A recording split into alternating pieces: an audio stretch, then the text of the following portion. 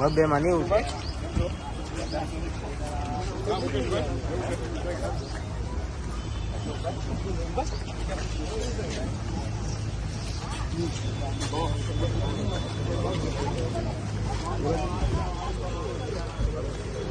મુંબઈ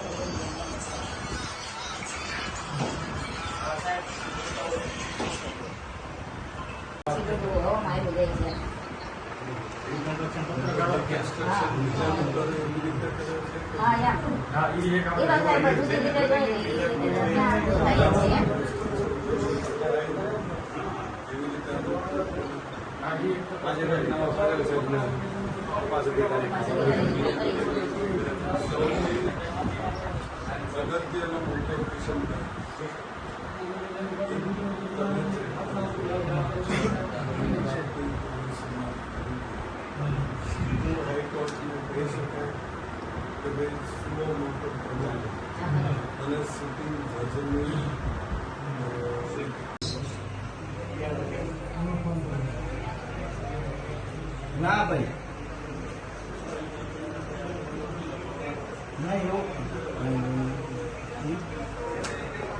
નહીં મારે કોઈ જોડે કોઈ વાંધો નથી.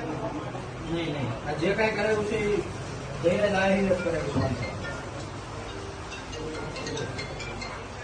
મારી માંગ કે જે હકીકત જે સાચું છે એ બહાર આવે.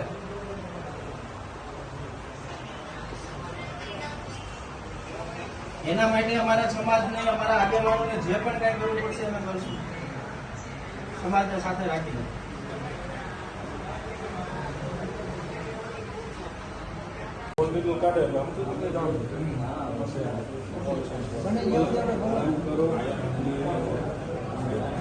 છોકરા છે ને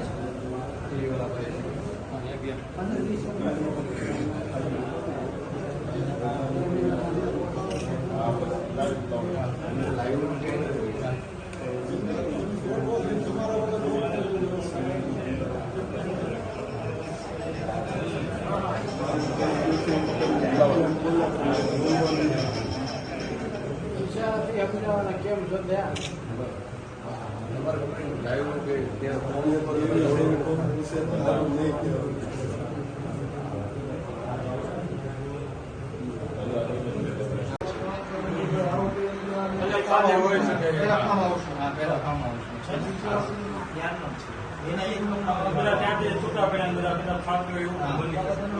બે ગાડીઓ પોર્ટ બ્લેક કાચ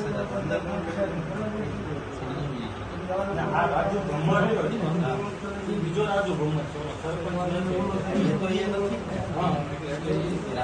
ફોન કર્યો એ રાજુ ભ્રમર બોવડા અને આ રાજુ છે નાચુ નાચુ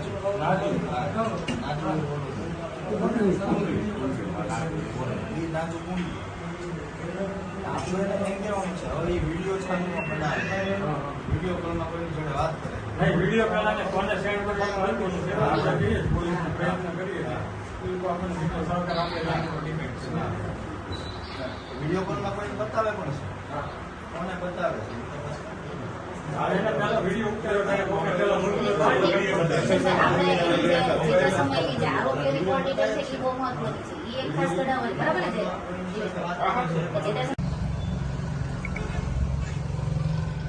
આજે મહુવા મુકામે બગદાણાની અંદર જે ઘટના બની છે એના અનુસંધાને અમારું પ્રતિનિધિ મંડળ ભાઈ શ્રી નવનીતભાઈની ખબર પૂછવા માટે અને પરિસ્થિતિનો તાગ મેળવવા માટે આવ્યા છે.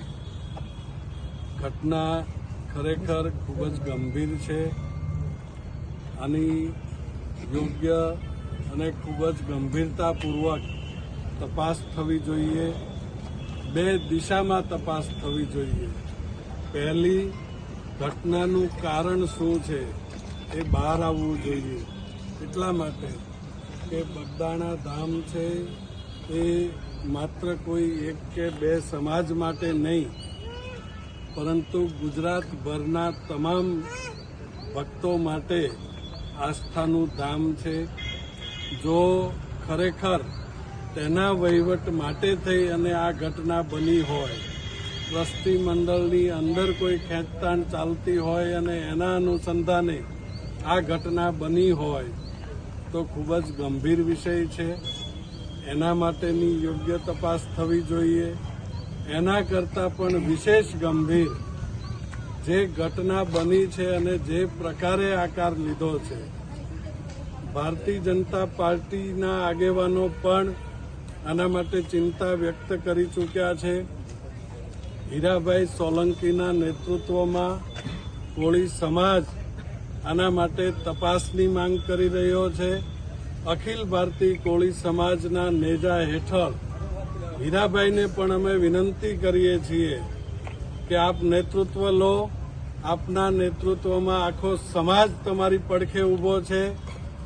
જેમ આજે પીઆઈની બદલી કરી અને રાજ્ય સરકારે આડકતરી રીતે સ્વીકાર્યું છે કે પોલીસની અંદર સંડોવણી જે છે એ શંકાસ્પદ છે, ગંભીરતાથી બિલકુલ લીધેલું નથી અને એના કારણે જ પીઆઈની જો બદલી થઈ હોય તો સમગ્ર તપાસ એ ઝીરોથી ફરી વખત નવેસરથી થવી જોઈએ.